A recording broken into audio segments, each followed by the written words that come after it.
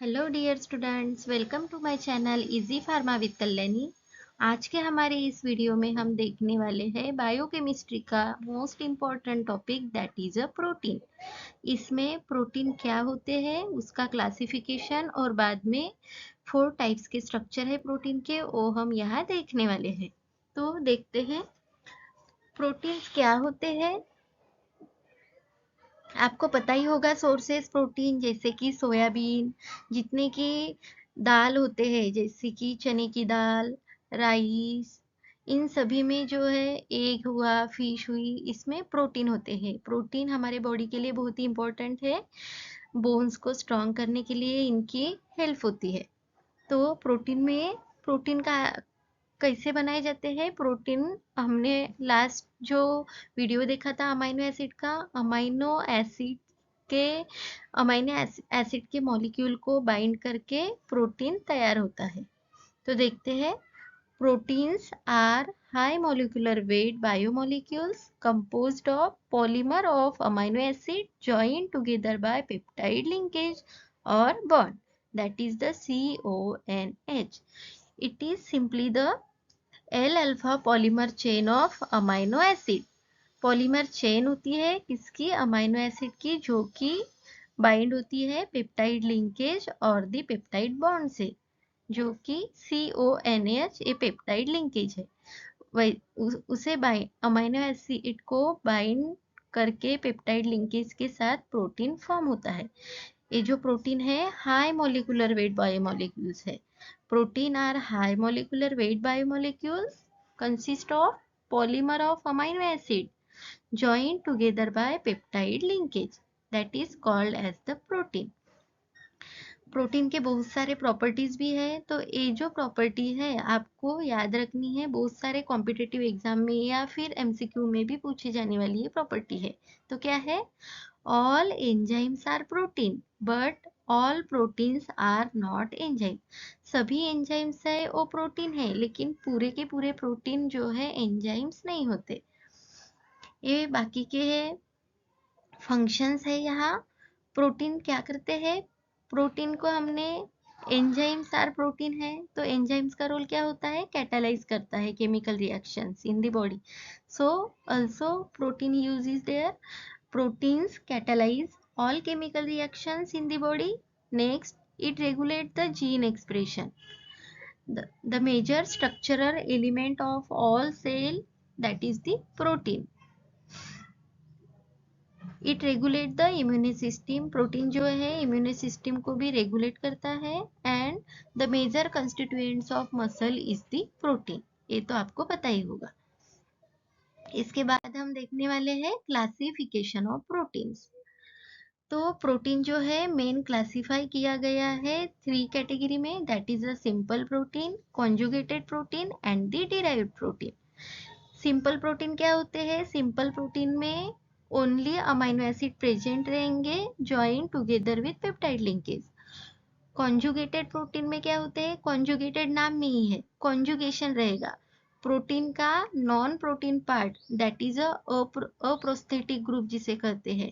तो protein with a prosthetic group और protein with non protein, that is a conjugated protein. Derive protein ये derive किए गए हैं by hydrolysis of high molecular protein. जितने high molecular protein है उनका हाइड्रोलिसिस करके ये जो डिराइव प्रोटीन है वो ऑब्टेन्ड होते हैं। तो यहाँ एक ट्रिक्स है। तो यहाँ देखिए, गीता से नीता ने घूमने फिरने लड़ने का प्लान कोर्ट में पड़ोसी के साथ किया। पिक्चर में देखिए, ये है गीता और ये है नीता। तो गीता ने नीता से घूमने फिरने लड़ने का प्लान कोर्ट में, ये जो बीच में है वो पड़ोसी है उनकी, तो पड़ोसी के साथ किया। तो ये आपको याद रखनी है। तो यहाँ देखिए, गीता से नीता ने घूमने फिरने लड़ने का प्लान कोर्ट में पड़ोसी के साथ किया। तो ऐसे आपको ये निमोनिक्स याद रखने हैं। तो यहाँ देखिए, सिंपल में फर्दर 2 क्लासिफिकेशन है, सब क्लासिफाई किए गए हैं, ग्लोबुलर प्रोटीन एंड दी स्क्लेरोप्रोटीन। स्क्लेरोप्रोटीन को हम फाइब्रस प्रोटीन भी कहते हैं, क्योंकि वो structurally thread like structure like अ फाइब्रस वो दिखते हैं, इसलिए हम इसे स्क्लेरोप्रोटीन कहते हैं। ग्लोबुलार प्रोटीन ये जो है ग्लोब्यूल्स के जैसे अपीयर होते हैं, इसलिए हम इसे ग्लोबुलार प्रोटीन कहते हैं।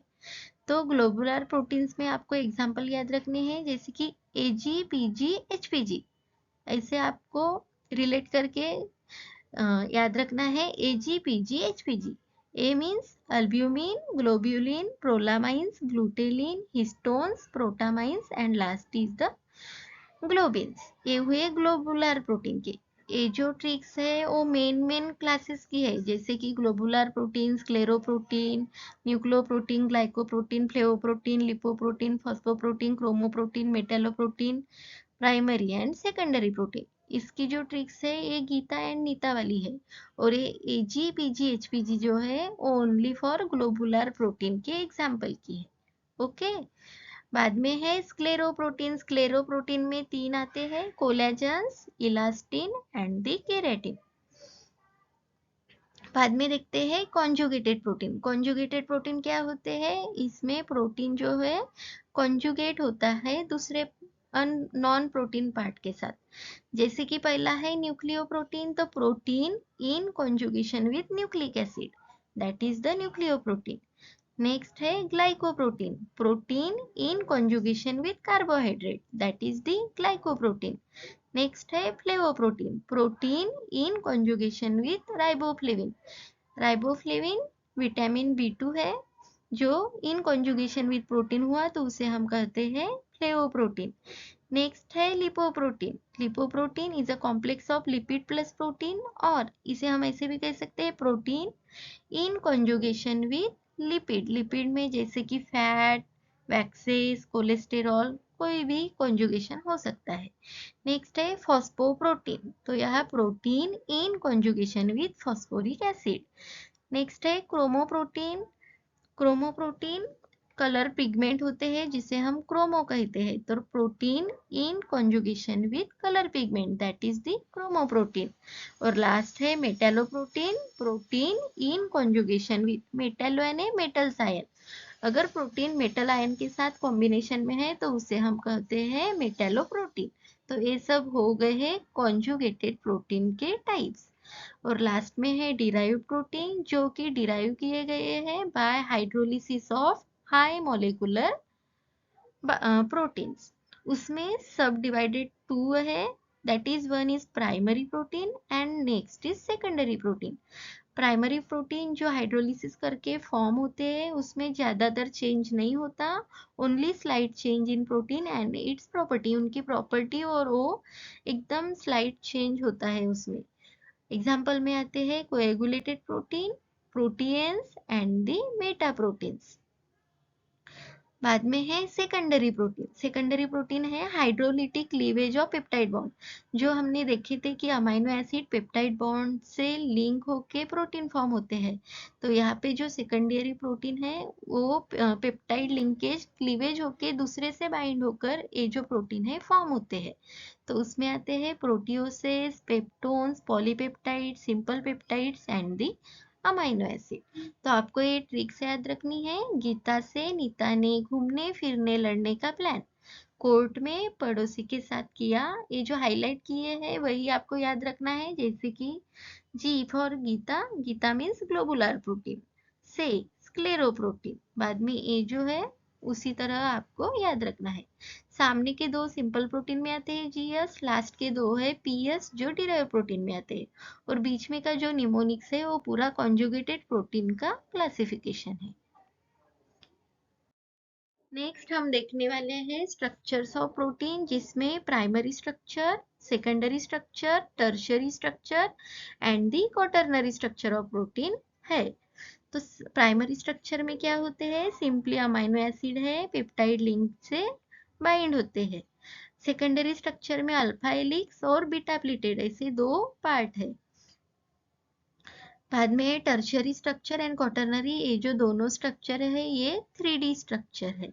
सिर्फ क्वाटरनरी स्ट्रक्चर में 2 और मोर पॉलीपेप्टाइड चेन आपको देखने को मिलती है। तो हम साइड बाय साइड देखते हैं। फर्स्ट है हमारा प्राइमरी स्ट्रक्चर ऑफ प्रोटीन। तो देखिए यहाँ पे स्ट्रक्चर किसका है, अमाइनो एसिड का। अमाइनो एसिड एक दूसरे से बाइंड होते हैं by using the peptide bond और the peptide linkage, that is the primary structure of protein. देखिए यहाँ the primary structure of protein refers to the sequence of amino acid present in the polypeptide chain. Amino acid are covalently linked by the peptide bond. ये जो है amino acid covalently link होते हैं bye peptide bond से, और ये each component of amino acid है in a polypeptide is called as, उनको कहते हैं रेसिड्यू और द मोइटी। और ज़्यादातर जो स्ट्रक्चर हमें प्राइमरी स्ट्रक्चर और प्रोटीन देखने को मिलते हैं जिनका स्टार्टिंग जो है एन टर्मिनल होता है और एंड्स होते हैं वो कार्बोक्सिल टर्मिनल और दी सी टर्मिनल को। एन टर्मिनल में स्टार्ट होते हैं और सी टर्मिनल में जो है उनका एंड होता है। तो ये इंफॉर्मेशन हुई प्राइमरी स्ट्रक्चर ऑफ प्रोटीन की। नेक्स्ट है सेकेंडरी स्ट्रक्चर ऑफ प्रोटीन। तो यहाँ देखिए मैंने बताई थी alpha helix and beta pleated sheet, ऐसे दो पार्ट है यहाँ सेकेंडरी स्ट्रक्चर के। ये जो है स्टेबल रहते हैं by using the hydrogen bond. तो यहाँ देखते हैं the concept of secondary structure was first introduced by Carl Ulrich Linderstrom Lang at Stanford in 1952। ये जनरल नॉलेज का क्वेश्चन हुआ तो आपको ऐसे ही याद रखना है कि कौन से साइंटिस्ट ने है जो फर्स्ट इंट्रोड्यूस किया था सेकेंडरी स्ट्रक्चर ऑफ प्रोटीन। तो एट स्टैनफोर्ड इन 1952 में bye Carl Ulrich Linderstrom Lang, इन साइंटिस्ट ने जो सेकेंडरी स्ट्रक्चर ऑफ प्रोटीन है इंट्रोड्यूस किया था फर्स्ट टाइम। तो यहाँ पे जो है folding of chain is mainly due to the presence of hydrogen bond between amino group and carboxylic group of peptide bond। तो यहाँ पे जो है अल्फा हेलिक्स स्ट्रक्चर, तो यहाँ देखिए फोल्डिंग है और आप इसे रिंग और फोल्डिंग और कॉइलिंग स्ट्रक्चर ऑफ प्रोटीन आप कह सकते हैं। तो इसमें जो हाइड्रोजन बॉन्ड प्रेजेंट है उसकी वजह से ये जो है फोल्ड करने में आसानी हो जाती है। तो यहाँ लिखा है folding of chain is mainly due to the presence of hydrogen bond between amino group and the carboxylic group। यहाँ पे जो है यहाँ देखिए structure amino group and carboxylic group, ये जो डॉटेड लाइन है वो है हाइड्रोजन बॉन्ड। तो ये जो हाइड्रोजन बॉन्ड हेल्प करता है उनको ऐसे, जैसे कि डीएनए का स्ट्रक्चर वगैरह आप देखते होंगे फोल्डिंग में होता है, तो वैसे इसको फोल्ड किया गया है by using the hydrogen bond. और ये जो स्ट्रक्चर है form and stabilised by hydrogen bonding, electrostatic and the van der Waals interaction. ये फोर्स है ये यूज होते हैं इनके स्टेबिलिटी के लिए। सेकेंडरी स्ट्रक्चर में मेन टू पार्ट्स है alpha helix and the beta pleated. Alpha helix जो है कॉइलिंग फॉर्म में होता है और जो बीटा प्लेटेड शीट है वो उसमें भी दो पार्ट है पैरेलल और एंटी पैरेलल, वो नेक्स्ट स्लाइड में हम देखने वाले हैं। तो यहाँ देखिए अल्फा हेलिक्स और बीटा प्लेटेड दो पार्ट है। ये यहाँ देखिए दो, जैसे कि ए एक अमाइनो एसिड की चेन हो गई और ये दूसरी अमाइनो एसिड की चेन हो गई। तो एक का अमाइनो ग्रुप और एक का carboxylic group with using hydrogen bond और अटैच हुए हैं और बाद में उसे फोल्ड करके अल्फा हेलिक्स स्ट्रक्चर जो है फॉर्म होता है। तो विदाउट फोल्डिंग जो स्ट्रक्चर होता है वो होता है बीटा प्लेटेड वाला, और उसी स्ट्रक्चर को अगर हम फोल्ड किए तो वो बन जाता है अल्फा हेलिक्स। तो आपको जो है हाइड्रोजन बॉन्ड ये याद रखना है यहाँ। तो बताए थे कि बीटा प्लेटेड और अल्फा हेलिक्स दो स्ट्रक्चर है। तो अल्फा हेलिक्स में देखिए वो जो अल्फा हेलिक्स कौन से स्ट्रक्चर होते हैं, स्पाइरल स्ट्रक्चर ऑफ प्रोटीन, या फिर आप कॉइलिंग स्ट्रक्चर ऑफ प्रोटीन भी उसे कह सकते हैं। It has a rigid arrangement of polypeptide chain, इस उनकी जो अरेंजमेंट होती है वो रिजिड होती है। Polypeptide is folded in such a way that C double bond O of each amino acid is hydrogen bonded to amino of fourth amino acid along the chain। वो मैंने पहले ही स्लाइड में ऐसे जो स्ट्रक्चर था उसमें बताया था कि एक का C डबल बॉन्ड O और एक का अमाइनो ग्रुप हाइड्रोजन बॉन्ड से वो बाइंड होते हैं। तो ये जो अल्फा हेलिक्स में है C double bond O of each amino acid is hydrogen bonded to।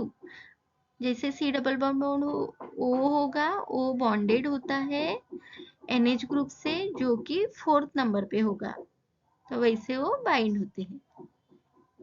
यहाँ देखिए बीटा प्लेटेड में भी same hydrogen bond between two peptide chain, the chain में बी पैरेलल और द एंटी पैरेलल। जो बीटा प्लेटेड में है दो टाइप्स है, पैरेलल चेन और and the anti parallel chain. Parallel यानी सेम, एंटी यानी अगेंस्ट वाले। तो यहाँ देखिए सी टर्मिनल से स्टार्ट हुआ है, यहाँ भी सी टर्मिनल पे, और एंड हुआ है एन टर्मिनल पे। ऐसा स्ट्रक्चर अगर होगा तो वो होता है पैरेलल बीटा शीट। अगर एंटी पैरेलल, एक का सी टर्मिनल से स्टार्ट हुआ है और दूसरा एन टर्मिनल से स्टार्ट हुआ है, जैसे कि यहाँ सी है तो अल्टरनेट में यहाँ सी, एन टर्मिनल यहाँ है तो यहाँ स्टार्ट में है, तो इसे हम कहते हैं एंटी पैरेलल बीटा शीट। तो ये हो गया सेकेंडरी स्ट्रक्चर ऑफ प्रोटीन, जिसमें आपको याद रखना है कि मेन टू टाइप्स होते हैं, beta pleated and the alpha helix. Alpha helix जो स्ट्रक्चर है वो कॉइल फॉर्म में होता है, और बीटा प्लेटेड में टू टाइप्स है, parallel and the anti parallel. तो इस तरह से आपको ये याद रखना है। नेक्स्ट है tertiary structure and the last one is the quaternary structure. ये जो दोनों स्ट्रक्चर है वो 3D स्ट्रक्चर है, 3D के जैसे आपको यहाँ देखने को मिलेंगे। तो जो टर्शियरी स्ट्रक्चर देखते हैं पहले, यहाँ पे जो है folding, looping, binding of alpha helix and beta pleated sheet. हमने सेकेंडरी स्ट्रक्चर ऑफ प्रोटीन देखा था जिसमें alpha helix and the beta pleated sheet देखे थे। तो वो दोनों स्ट्रक्चर को अगर हम फोल्ड या लूपिंग और बाइंडिंग किए तो टर्शियरी स्ट्रक्चर जो है फॉर्म होता है। यहाँ डायग्राम में आप देख सकते हैं। तो इसमें भी दो पार्ट होते हैं जो हमारे को दिखते हैं, यानी कि वो सरफेस वाला एंड द इंटरनल, ऐसे दो पार्ट है। तो पोलर और हाइड्रोफिलिक ग्रुप। पोलर यानी कि वाटर सोलुबल मीन्स होता है hydrophilic, water loving group are expose to surface. वो जो है आपको सरफेस पे है पोलर ग्रुप दिखाई देंगे, और जो नॉन पोलर ग्रुप होते हैं अमाइनो एसिड के, वो इंटीरियर पोर्शन में होते हैं।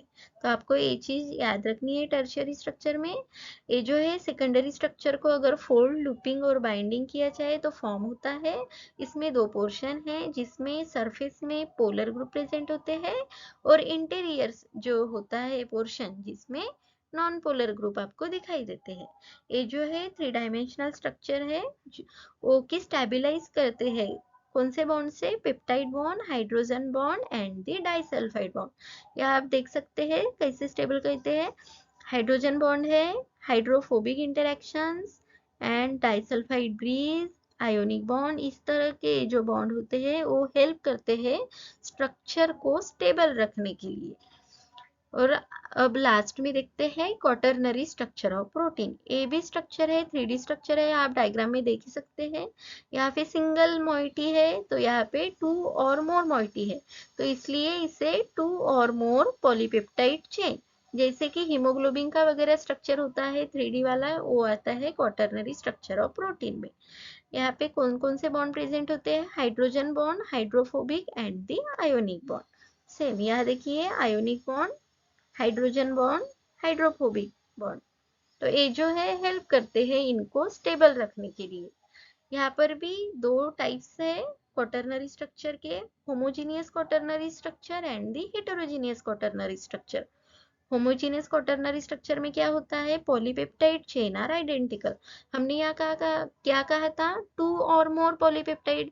अगर 2 और मोर पॉलीपेप्टाइड चेन है, वो सेम चेन है, तो उसे हम कहेंगे होमोजीनियस क्वाटरनरी स्ट्रक्चर। अगर वो पॉलीपेप्टाइड चेन अनरिलेटेड और दी डिफरेंट है, तो उसे हम कहेंगे हेटेरोजीनियस क्वाटरनरी स्ट्रक्चर। तो ये हो गए 4 structure of protein, that is the primary, secondary, tertiary and the quaternary। बाद में हम देखने वाले हैं diseases related to protein malnutrition, जिसमें आता है मैरास्मस एंड दी क्वाशियोरकर। ये दोनों डिसीज है, इंपॉर्टेंट है। दोनों डिसीज जो है प्रोटीन की डिफिशियंसी के वजह से होते हैं। तो यहाँ देखते हैं पहला डिसीज है मैरास्मस। जो कि प्रोटीन डिफिशियंसी डिसीज है, ज़्यादातर कि इन्फेंट्स में पाया जाता है। इन्फेंट्स यानी होते हैं 1 ईयर एज वाले जो चिल्ड्रंस या बच्चे होते हैं वो होते हैं इन्फेंट्स। तो मैरस्मस जो डिसीज है प्रोटीन डिफिशियंसी डिसीज है इन दी इन्फेंट्स। कॉजेस यानी किस वजह से ये होते हैं, तो early stoppage of breast feeding, अगर बच्चे को मदर्स मिल्क है, अगर हमने जल्दी स्टॉप किया तो उसको प्रोटीन की डिफिशियंसी होगी। तो पहला कॉज है early stoppage of breast feeding. Next है पुअर डाइट और फूड शॉर्टेज। वो हम देखते हैं बहुत सारे पुअर पीपल होते हैं, उनके घर में फूड का शॉर्टेज होता है या पुअर डाइट होता है, प्रोटीन कंटेनिंग डाइट नहीं मिलता उनको, तो ज़्यादातर उनको ही ये डिसीज होता है। और इन्फेक्शंस एंड डिसीज कंडीशन भी कॉजेस में आती है। तो early stoppage of breast feeding, poor diet, food shortage and the infections and the disease, ये हो गए causes of the marasmus disease. बाद में है सिम्टम्स। सिम्टम्स में weight loss, stunted growth, dry skin and eye, brittle hair, diarrhoea, lower immunity, stomach infection, respiratory infection, rickets, low blood pressure, low body temperature, इस तरह के symptoms आपको उस बच्चे में दिखाई देंगे। जैसे कि वेट लॉस होगा, स्टंटेड ग्रोथ, उसकी ग्रोथ जो है ज़्यादा होगी नहीं, स्टॉप दिखेगी आपको। स्किन जो है ड्राई, आईज भी ड्राई दिखेंगे, या फिर संकेन आईज, जैसे कि वो दबे हुए आईज दिखेंगे। डायरिया, उनको डायरिया होगा, उनकी इम्यूनिटी पावर जो है वो कम होगी। स्टमक इन्फेक्शन, रेस्पिरेटरी इन्फेक्शन आपको उनमें दिखाई देगा। रिकेट्स जो है विटामिन डी की डिफिशियंसी से होने वाला डिसीज है, वो भी इनके सिम्टम्स में आता है। और इनका बीपी, बॉडी टेम्परेचर जो है वो कम देखने को मिलता है। ज्यादातर की जिन बच्चे की जैसे ऐसे देखो आपने बहुत सा कोई बच्चे को ऐसे दिखने को मिलते हैं जिनके रिब्स दिखते हैं क्लियरली, तो उनको जो है मैरस्मस डिसीज रहता है।